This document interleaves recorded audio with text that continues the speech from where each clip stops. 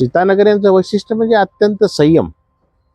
मला आता या 40 वर्षात मी पाहिलं ते कधी रागावल्याचं मला आठवत नाही. तुम्ही जस्ट ऑब्झर्व करा. किंवा फार चढ्या आवाजात ते कधी बोलले असं वाटत नाही. शांत, मितभाषी, मोजकं बोलणार, अफाट वाचन. सीतानगरींची अजून एक खासियत म्हणजे त्यांची स्मरणशक्ती ही खरंच अफाट होती.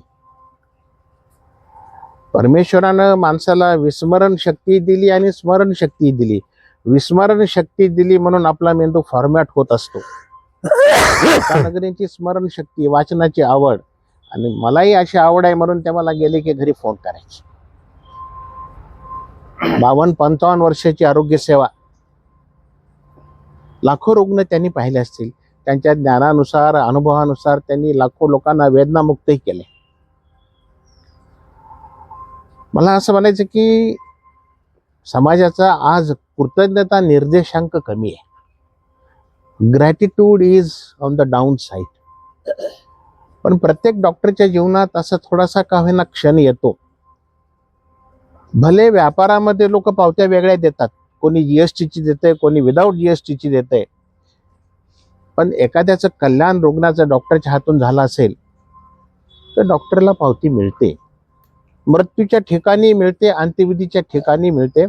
डॉक्टर सीतानगरे यांच्या अंत्ययात्रेला खूप मोठा जनसागर होता. त्यांची मैत्री तिघांची, डॉक्टर सीतानगरे, डॉक्टर स्वामी आणि डॉक्टर इंगोले. मुखेड आणि परिसरातील लोकांना सवयच लागली, हे दोघं आले तर तिसरा कुठं आहे. ते ओघानच त्यांच्या तोंडून यायचं, तुमच्याही तोंडून. आणि लोकांनी त्यांची एक खुर्ची सदैव रिकामीच ठेवली, बाबा तिसरा येऊन बसणार आहे इथं. एवढी मोठी प्रदीर्घ मैत्री जपणं हे साधं गोष्ट नाही. समव्यावसायिक, थोड्याफार 1-2 वर्षाचा मागं पुढे,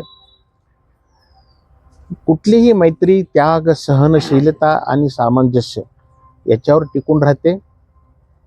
या तिघांपेक्षा त्यांच्या मैत्रीचं मी क्रेडिट त्यांच्या कुटुंबियांना देईन. 2 सख्खे भाऊ.